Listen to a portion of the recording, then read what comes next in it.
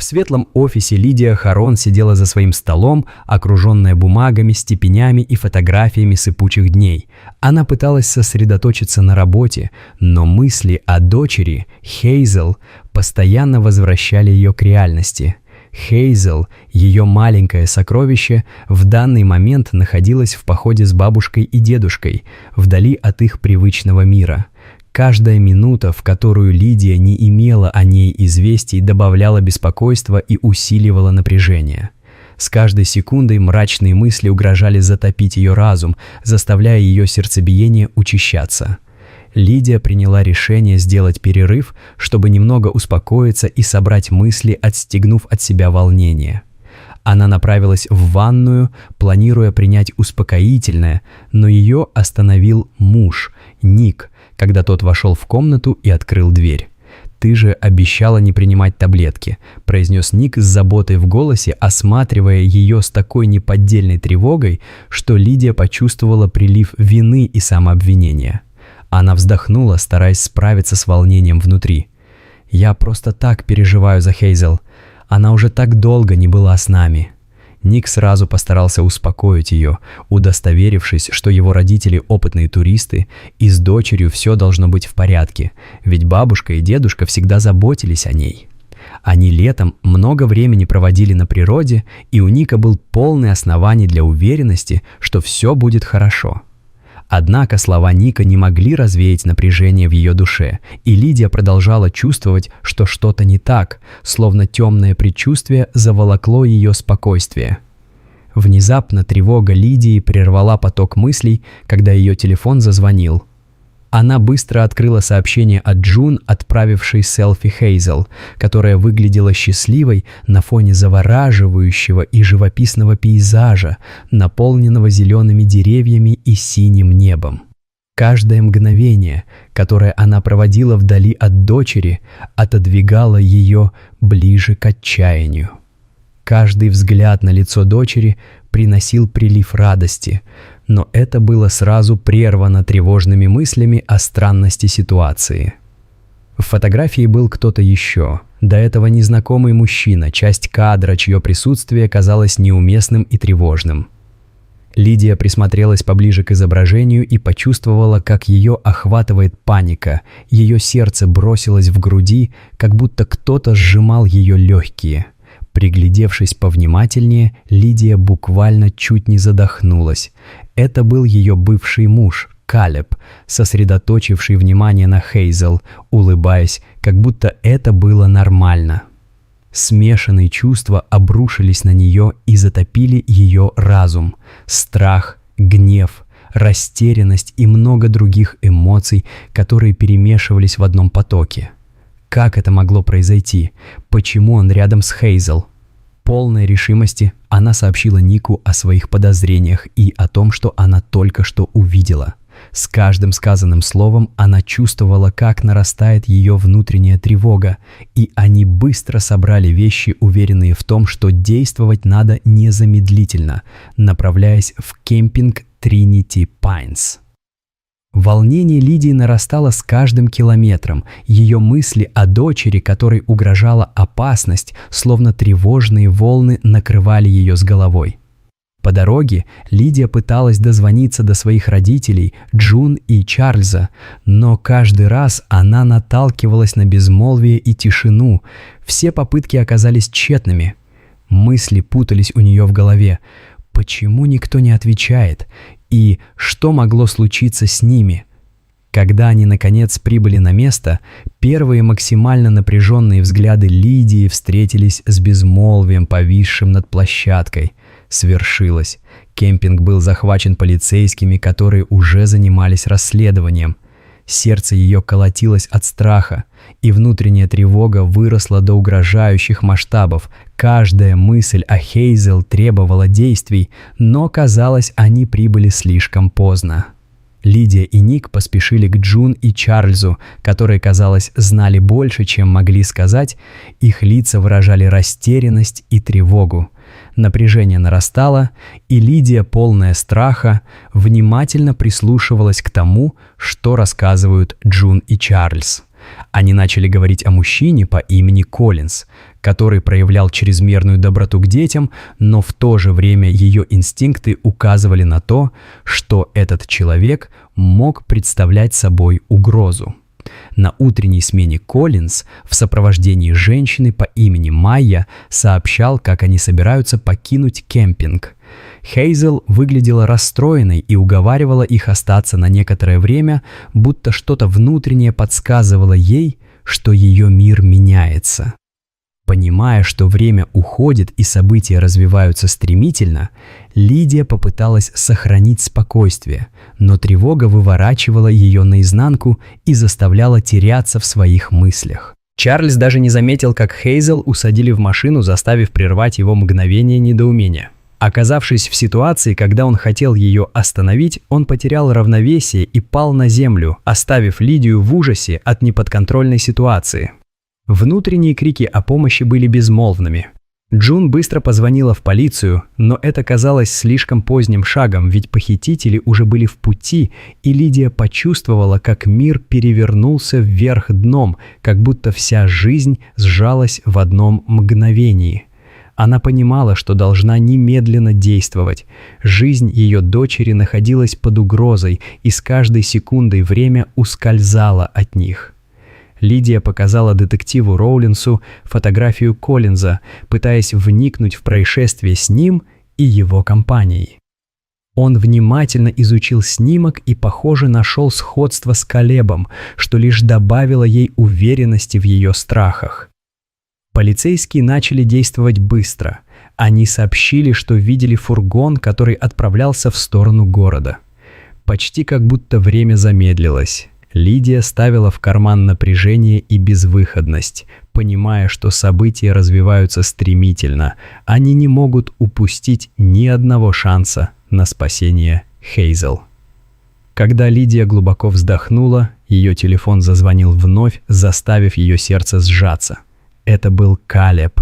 Она узнала его голос сразу, и от этого ее охватило неподдельное ощущение холода, постепенно леденящего ее душу. Он заявил, что с Хейзел все в порядке, и у девочки лучшее время в жизни. Эти слова звучали неестественно, расплавляя остальную часть ее уверенности.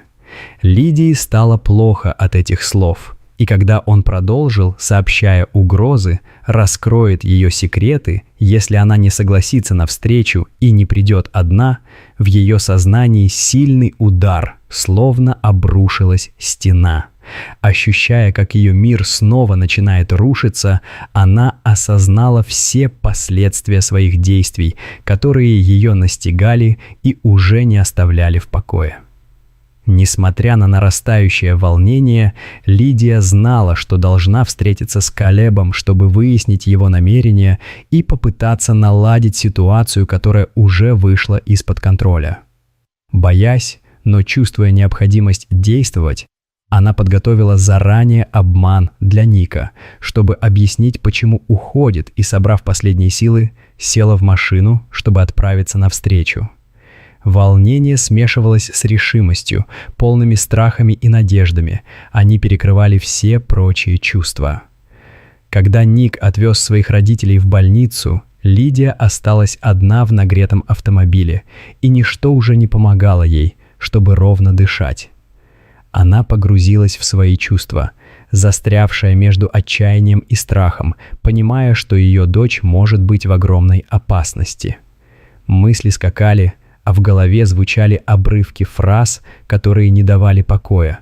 Чувство подавленности охватило ее, и, не в силах сдерживаться, она расплакалась в пустом автомобиле, как будто сама машина стала свидетелем ее внутренней боли и страха за родное существо. Вдруг ее взгляд упал на сумочку, из которой выглядывали таблетки, напоминающие ей о трудных временах. Принимая одну, Лидия вспомнила об обещании Нику не углубляться в зависимость от успокоительных средств и сохранять ясность ума. Она старалась бороться с тем, что происходило внутри нее, но напряжение невыносимо завладело ее разумом. Приняв меньшую дозу, она почувствовала, как немного успокаивается, но в глубине души понимала, что это состояние временное и еле осязаемое. Она знала, что должна искать другой выход из этого хаоса. Лидия, не замечая, как мчатся минуты, мчалась домой, не обращая внимания на превышение скорости. Все мысли о Хейзел перекрывали размышления о правилах дорожного движения, затмевая неверные потоки опасностей. Она нашла документы дочери в сейфе. Тот же самый сейф, в котором хранились воспоминания о их прежнем счастливом времени, и осознала, что должна действовать. Ей нужно было что-то делать, чтобы помешать Калебу забрать ее, убрать всю силу сомнений в себе и вновь стать матерью своей дочери. Когда Лидия наконец встретилась с Калебом, его повышенное внимание к ней настораживало. Он с ухмылкой произнес, чтобы Хейзел жила с ним. Лидия колебалась, и каждое слово повисало в воздухе, словно несущее громкий раскат грома. Она поняла, что не может так поступить с дочерью, тем более зная, что скрытые страхи насчет Калеба могут стать реальностью, а тем более зная, кто он такой. В пучине чувств, глядя в лицо своим страхом, она осознала, что сама давала возможность страху управлять ею. И это должно было прекратиться. Калеб стал непреклонным, сжав мышцы своего тела в противостоянии. Он требовал, чтобы Лидия открыла Хейзел правду о нем, угрожая сообщить в полицию о ее прошлом, и это была не просто угроза, а реальная возможность. И в этот момент Лидия в отчаянии искала выход, покидая глаза, мечты о малом, не замечая, что возможность ее ответа давно уже возникла в его словах, и с каждой фразой, произнесенной им, она понимала, как далеко зашла ее собственная жизнь. Лидия решила, что долгая правда – это именно тот путь, который должна рассказать Хейзел. Сложно было решить, как поступить правильно, но когда она сообщила дочери о Калебе, к ее удивлению, девочка восприняла новость легко. «Я хочу пойти к папе», – счастливо воскликнула Хейзел, словно сама не понимая, что стоит за этими словами, но так уверенно подразумевая. Лидия почувствовала разрыв в сердце, потому что ее собственные страхи обрушивались на нее. Она понимала, что не может помешать дочери познакомиться с отцом, каким бы он ни был. Это разорвало ее душу, но в то же время это открыло глаза на действительно главный вопрос – противостоять своей любви. Когда Лидия отпустила Хейзел к Калебу, она почувствовала как будто предательство, глубокое как океан, охватывающее ее сущность. Это было похоже на боль, чувство вины, стыда и недоумения сливались в ее сознании. «Я отдала свою дочь насильнику», — думала она, позволяя слезам течь по щекам, как будто каждая капля могла смыть ее страхи, как вода уходит от моря.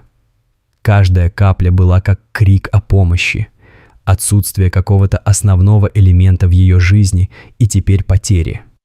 Сидя в машине, Лидия размышляла о своих выборах, о том, как страх и любовь способны разрывать идеальности на части, а также ломать осколки счастья и надежды. Ее сердце было разбито.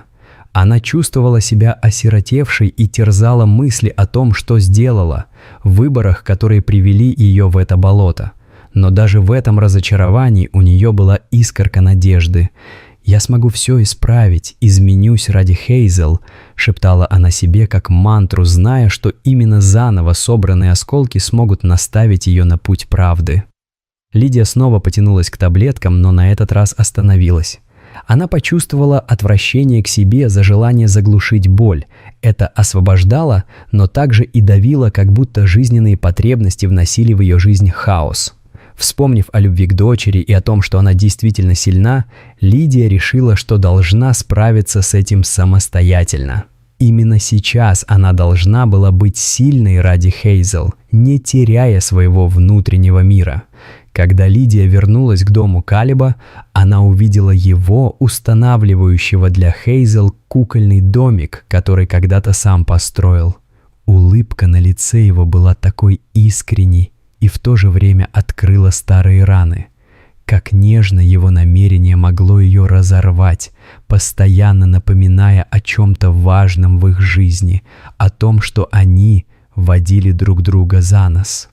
Слезы подступили к глазам, и, вспомнив о своих ошибках и страхах, которые она ранее испытывала, она понимала, что в этот момент ее жизнь снова оказалась под угрозой, и все, за что она боролась, может оказаться вновь потерянным. Вдруг Лидия наткнулась на фотографию Калеба и Майи, обнимающихся под деревом, со светящимися улыбками, раскрывшими их истинное счастье. Значение этой картинки было непростительным и нестерпимым. Воспоминания о том, как она изменяла ему, вбили ей нож в сердце. Она почувствовала, что должна действовать, пока еще не поздно, и на мгновение силы, которые побуждали ее к действиям, переполнили ее движение. Собравшись с духом, Лидия столкнулась с Калебом. Он потребовал объяснений о ее действиях, сплевывая слова с недоверием и досадой. Однако вся гневная агрессия его персонажа лишь усиливала ее решимость, вызванная предшествующими событиями. Лежа в своем автомобиле, понимая, что не может победить его одной, она натолкнулась на решение позвонить Нику, зная, что его поддержка сработает, и он даст ей попутный ветер в этой буре. Когда Калеб, охваченный яростью, вдруг выхватил телефон из ее рук, Лидия ощутила, как страх захватывает ее с головы до ног. Направляясь к ней, он вступил с ней в бой, безжалостно тонув в водовороте эмоций.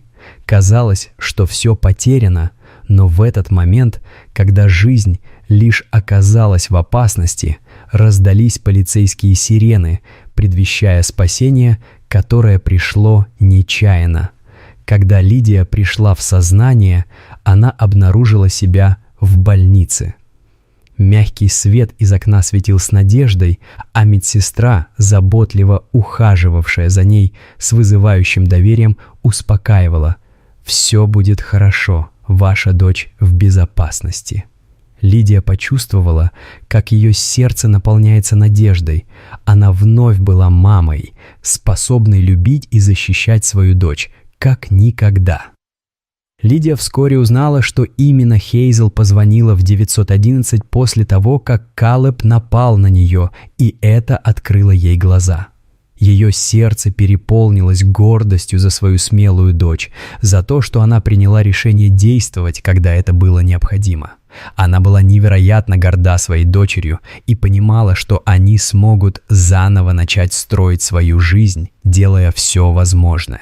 Лидия рассказала полиции о том, что с ней произошло. Вся та тяжесть прошлого и теперь легла на ее плечи, но ей удалось выдохнуть. Полиция задержала Калеба и Майю, а обвинения в похищении и насилии уже были предъявлены. Этот день стал поворотным моментом. Лидия могла достучаться до самой глубины своей души, ощущая, что ее жизнь обретает новую форму. Лидия открылась полиции. Она была приспособлена угнетенными ожиданиями и шантажом. Как трудно было ей это признать, но в конце концов осознание привело ее к причалам внутреннего мира, находить в себе силы, чтобы пройти через свои страхи и справиться с последствиями своих ошибок ради безопасности Хейзел. Ник продолжал поддерживать Лидию, убеждая, что не оставит ее из-за ее прошлого. Они стали едиными в этом бурном море. Это сближение, это сплочение, созданное их любовью, стало непередаваемой силой. Они решали, как будут справляться с будущими трудностями, вместе как настоящая семья, стоя бок о бок, поддерживая друг друга в непростых ситуациях и примиряясь с новым началом. И, наконец, Лидия осознала, что быть матерью значит быть честной и ставить нужды Хейзел выше всех своих страхов и стрессов. Для нее это стало новым началом. Она составляла желание быть лучшей матерью и, как бы трудно ни было, была готова смотреть на будущее с надеждой, зная, что каждая трудность может привести к новому пониманию и ближнему друг другу. Они со своей дочкой начали другую главу совместной жизни, полную поддержки, любви и понимания, как светлый путь, который освещал их жизнь. Дорогие друзья, Если вам понравилось это видео, пожалуйста, поставьте лайк и подпишитесь на канал, а также напишите комментарий, что вы думаете об этой истории. До свидания.